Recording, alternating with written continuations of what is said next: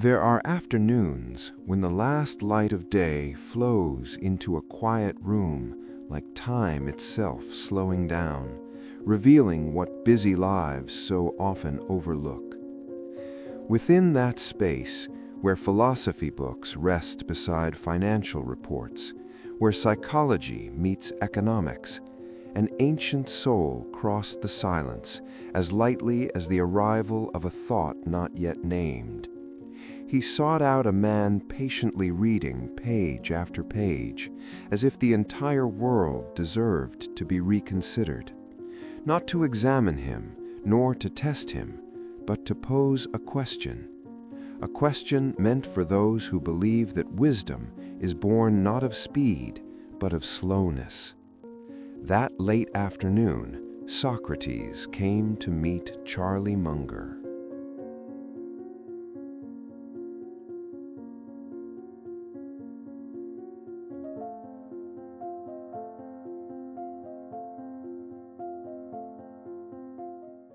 You seem to read a great deal, Charlie. I once told my students the unexamined life is not worth living, and you, it seems, live in order to examine everything. I'm simply trying to understand the world before the world makes me pay for not understanding it, Socrates. I don't read to find novelty. I read to connect what is already known. Wisdom, as you once said, does not come from stuffing the mind, but from thinking slowly. Then where does your investment wisdom come from? Knowledge, experience, or mistakes? All of them. But above all, patience. Today, people want to get rich in 6 months, while I am willing to wait 6 years, or 60. The modern world is obsessed with speed, but speed does not create wisdom. It only creates the illusion of progress. So you believe patience is the path to clarity? Not only to clarity, to freedom. The impatient are ruled by time. The patient make time serve them. I often tell Buffett, we don't need to do many things right. Just avoid doing too many stupid things. And wait. Fascinating. In my time, many wished to become wise quickly. They memorized the words of philosophers, but refused to live by their truths. In your time, people wish to become rich quickly. They learn a few investing formulas, but refuse to live by their principles. Exactly. I call it the action bias, a common disease among investors. When they don't know what to do, they do something. They mistake busyness for wisdom, when in fact it is only a fear of stillness. A fear of stillness. A wonderful phrase.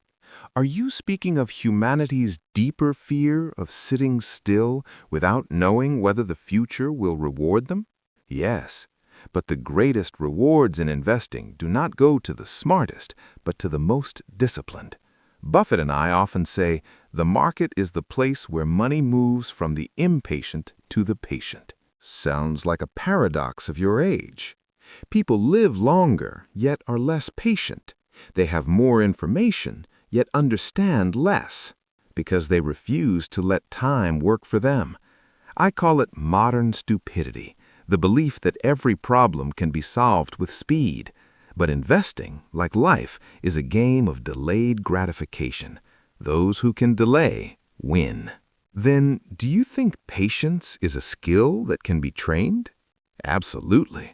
Start by not reacting immediately to everything. When markets fall, sit down and read. When others panic, ask why. When emotion urges action, let reason respond. Patience is not waiting, it is waiting with awareness. That sentence deserves to be carved above the gates of Delphi, Charlie. I wonder if the ancient Greeks had known stock investing, would they have been as patient as you? Perhaps not.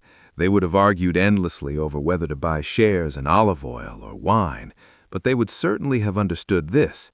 Time is the friend of the wonderful business and the enemy of the mediocre one. So what is your greatest secret to investing? I have no secrets.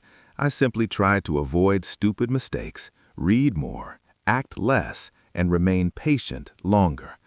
If I had to condense it into one line, I'd say, patience is the forgotten virtue, but it is the one that separates dreamers from the truly free. Socrates turns his gaze toward the distance. In my time, people debated what virtue was. In yours, they have forgotten that patience is a virtue at all. Perhaps in every age, humanity is the same. We want results without the journey. And that is why we repeat the same mistakes forever. Socrates, you know, if you lived today, you might not be sentenced to drink hemlock, but you might be ignored for saying things that do not help people get rich quickly. Socrates smiles sadly, as if truth always comes at a cost. Perhaps I would still speak, for what humanity needs is not more opportunity, but more patience to wait for the right one. The sunset stretched across the wooden desk, lengthening the final shadows of the day. Socrates rose and bowed gently to his old friend, as if knowledge itself required a small ritual before falling silent. In that moment, he left behind a whisper. Patience is not waiting for something to happen. It is continuing to sow seeds even when no one can yet see the field growing. Charlie Munger smiled, lifting his familiar can of Diet Coke, and softly, like a secret that needs no hiding, "That," he said, "is happiness, Socrates."